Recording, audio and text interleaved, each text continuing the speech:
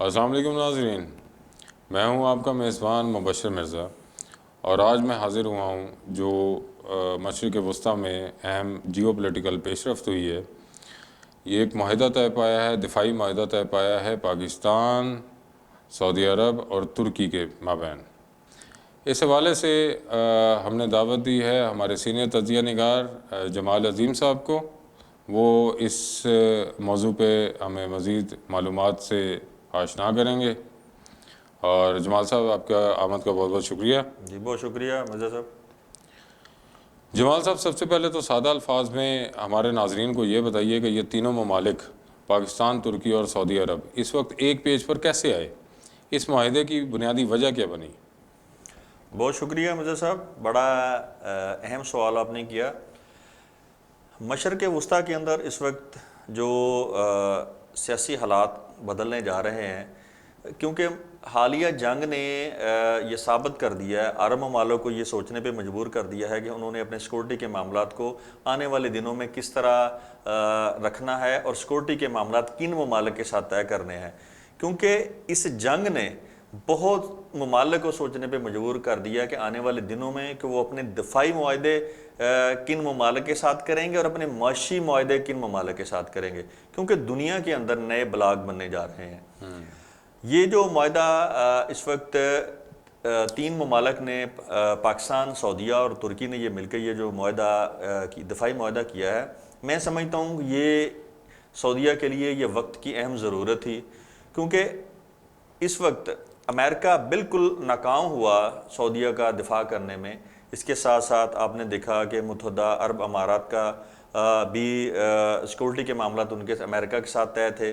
متحدہ عرب امارات کے اندر بھی کس طرح انہیں جنگ کا سامنا کرنا پڑا، اور اس کے ساتھ ساتھ عرب ممالک جن ممالک کے ساتھ امریکہ کے معاہدے تھے انہیں بڑی بھاری قیمت ادا کرنی پڑی۔ ایران نے یہ ثابت کر دیا کہ آنے والے دنوں میں امریکہ ان عرب ممالک کے اندر جو اس کا سیاسی انفلوئنس تھا، جو دفاعی انفلوئنس تھا، وہ اس نے اس جنگ کے اندر ختم کر دیا ہے۔ اور حالیہ معاہدے کے اندر پاکستان نے یہ جو سعودیہ، ترکی اور پاکستان کا یہ جو معاہدہ طے پایا، یہ بڑا آئیڈیل معاہدہ ہے۔ اس معاہدے کے اندر آپ دیکھیں کہ اس وقت جو ترکی ڈرون ٹیکنالوجی میں بہت ایڈوانس ہے۔ اس وقت جو نیول ٹیکنالوجی، جی اسرائیل کی جو ڈرون ٹیکنالوجی ہے یہ اس سے سملر ٹیکنالوجی ہے، اور اس کے ساتھ ساتھ ان کی فوج بری بحری فضائیہ ہر شعبے میں بڑی مضبوط عسکری فورس ہے ان کے پاس۔ اور دوسری طرف اگر دیکھا جائے پاکستان کو، پاکستان بری بحری فضائیہ ایک مضبوط اور ایک ناقابل تسخیر فورس ہے ہمارے پاس الحمدللہ، اور اس کے ساتھ ساتھ ہم ایٹمی پاور بھی ہیں، اور دنیا ہماری ایٹمی طاقت کو بھی مانتی ہے اور ہماری بری بحری فضائیہ کو بھی مانتی ہے، ہماری فورس کو۔ اور سعودیہ معاشی لحاظ سے کافی مضبوط ملک ہے، کافی بڑا ملک ہے، اس کی معیشت الحمدللہ بڑی مضبوط ہے۔ اور یہ جو ٹرائکا، یہ تین ممالک نے آپس میں جو معاہدہ کیا ہے، یہ آنے والے دنوں کے اندر جو نئے بلاک بنیں گے، یہ اس کی بہت بڑی پیش رفت ہے اس کے اندر۔ میں سمجھتا ہوں کہ پاکستان اور تینوں ممالک نے جو معاہدہ کیا آنے والے دنوں میں، اس کے اندر اور بھی بہت سارے ممالک شامل ہوتے جائیں گے، اور آنے والے دنوں میں یہ ایک مضبوط بلاک بن جائے گا۔ اس میں میرا خیال ہے آپ کی بات کو میں سیکنڈ کروں گا، کیونکہ آپ دیکھیں کہ اس وقت جو ہے امریکہ جو ہے اس کے لیے توجہ کا مرکز یہ مشرق وسطیٰ رہا بھی نہیں ہے بھی نہیں ہے۔ عرب اب وہ اس پوزیشن میں بھی نہیں رہا کہ مشرق وسطیٰ کے اندر اور خاص کر ان عرب ممالک کے اندر وہ اپنے سیکورٹی کے معاملات سر انجام دے، کیونکہ سیکورٹی پوائنٹ آف ویو سے اس وقت وہ بالکل ناکام ہوا ہے۔ اور اگر امریکہ جو ہے وہ سائیڈ لائن ہوتا بھی ہے تو وہ سعودی جو ہے وہ تنہا رہ جاتا ہے پھر۔ ان کے پاس پیچھے کوئی گنجائش نہیں بچتی۔ اگر ان کے پاس اگر کوئی اتنے آئیڈیل ماحول انہیں مہیا کر سکتا ہے، کیونکہ سعودیہ کے ساتھ پاکستان کی مذہبی لگاؤ ہے، اور اس کے ساتھ ساتھ جو ترکی ہے ان کا بھی، یہ تینوں مسلم ممالک ہیں، ان کا آپس میں بڑا پرانا گہرا ریلیشن ہے ہمارے مذہبی حوالے سے بھی۔ تو میں سمجھتا ہوں کہ یہ بڑا مضبوط معاہدہ ہے مشرق وسطیٰ کے اندر، اس کے بڑے اہم اثرات مرتب ہوں گے آنے والے دنوں میں۔ لیکن جمال صاحب، بھارت اور مغربی ممالک اس اتحاد کو کس نظر سے دیکھ رہے ہیں؟ کیا ان کے لیے یہ ایک تشویشناک بات نہیں ہے؟ جی بالکل ایسا ہی ہے مرزا صاحب. آپ کو یاد ہوگا کہ انڈیا نے عرب ممالک کے ساتھ پاکستان کے ریلیشن کو خراب کرنے کے لیے کہ تاکہ پاکستان ان کے ساتھ کوئی اچھے معاہدے نہ کر سکے, عرب ممالک پاکستان کے ساتھ کوئی معاہدے نہ کر سکیں, اس نے بڑی بڑی فرمز کو ہائر کیا, بڑی اسٹرانگ لابنگ کی کہ اور اس میں کافی حد تک وہ کامیاب بھی ہوا. آپ کو یاد ہوگا کہ یہ عرب ممالک پاکستان سے بہت دور ہٹ رہے تھے, قطر, سعودیہ, یو اے ای ہم سے دور جا رہے تھے, اور بہت مشکل حالات میں وہ ہمارے ساتھ کھڑے ہونے کی بجائے انہوں نے باقاعدہ ہمیں ریفیوز کیا. آپ کو یاد ہوگا کہ جو پاکستان نے انڈیا کے ساتھ حالیہ ایک جنگ ہوئی, اس کے اندر جب پاکستان نے اپنے دوست ممالک کے ساتھ اسپیشلی عرب ممالک کے ساتھ جا کے اس جنگ کے حوالے سے ڈسکس کیا, تو انہوں نے باقاعدہ ہمیں یہ کہا کہ آپ اپنے معاشی حالات دیکھیں جنگ کرنے سے پہلے, آپ اس وقت اس جنگ کی پوزیشن میں نہیں ہیں, آپ ٹیبل پہ بیٹھیں اور ان کے ساتھ کوئی مذاکرات کریں. حوصلہ شکنی کی. اور پاکستان کی فوج نے الحمدللہ ثابت کر دیا کہ اس خطے کی سب سے مضبوط اور طاقتور ہم فوج ہیں, اور اس کے بعد تو دنیا کے حالات ہی بدل دیے پاکستانی فوج نے. امریکہ ہماری تعریف کرنے پہ مجبور ہو گیا, یورپی ممالک ہماری تعریف کرنے پہ مجبور ہو گئے, اس کے ساتھ ساتھ عرب ممالک چل کے آئے ہمارے ساتھ معاہدہ کرنے کے لیے. تو میں سمجھتا ہوں کہ اس وقت انڈیا کے لیے یہ سب سے زیادہ تکلیف دہ عمل ہے, اور اس کے ساتھ ساتھ اسرائیل کو. اور دوسرا یہ کہ جو ترکی ہے وہ نیٹو کا جو ہے حصہ ہے, تو میں سمجھتا ہوں کہ یورپی ممالک کے اندر بھی کافی تشویش ہے اس معاملے میں, کیونکہ جو پاکستان کے قریب ہو رہا ہے.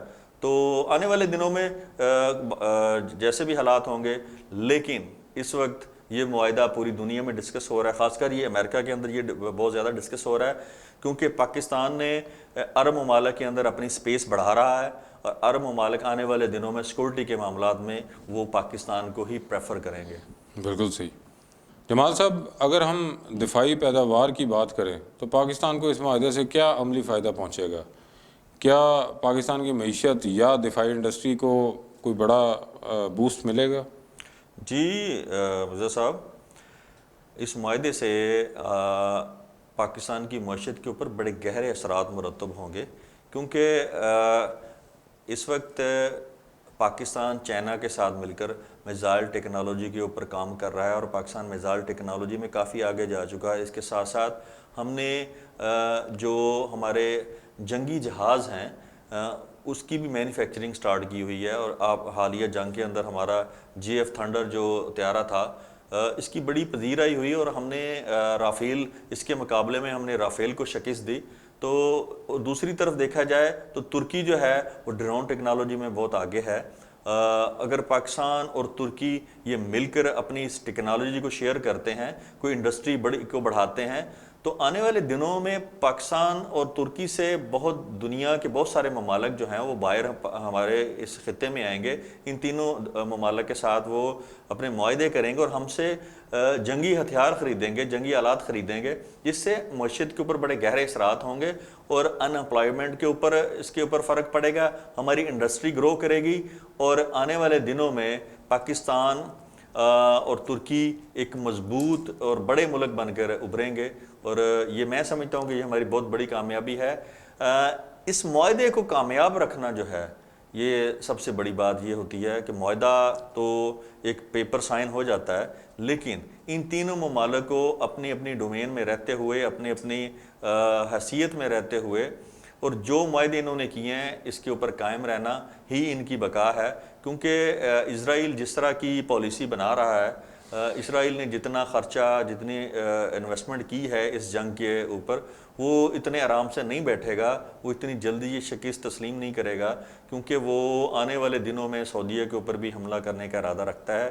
یہی وجہ ہے کہ پاکستان, سعودیہ اور ترکی نے مل کر یہ جو اتنا مضبوط معاہدہ کیا ہے, اس سے یہ ہوگا کہ اسرائیل کافی زیادہ, اسرائیل اور امریکہ جو ایک پالیسی بنانے جا رہے تھے سعودیہ کے اوپر حملہ کرنے کی, میں سمجھتا ہوں کہ ان کو اس میں ناکامی بھی ہوگی, اور وہ اپنے ان فیصلوں کے اوپر اب ریویو کریں گے, کیونکہ اس وقت سعودیہ دیکھا جائے تو دفاعی لحاظ سے کافی مضبوط ملک بن جائے گا اس معاہدے کے بعد.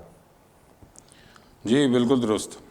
یعنی یہ صرف ایک کاغذی ٹکڑا نہیں ہوگا بلکہ ایک عملی اور مضبوط شراکت داری ہوگی. بے شک بے شک. جمال صاحب بہت شکریہ آپ کا وقت نکالنے کا اور اتنی بہترین تفصیلات سے آگاہ کرنے کا۔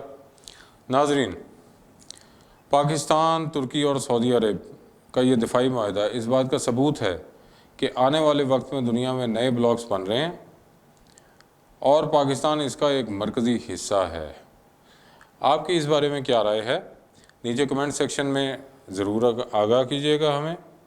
اگر ویڈیو پسند آئے تو لائک کریں، شیئر کریں اور چینل کو سبسکرائب کرنا نہ بھولیے گا۔ اگلی ویڈیو تک کے لیے اپنے میزبان مبشر مرزا کو دیجیے اجازت۔ اللہ نگہبان۔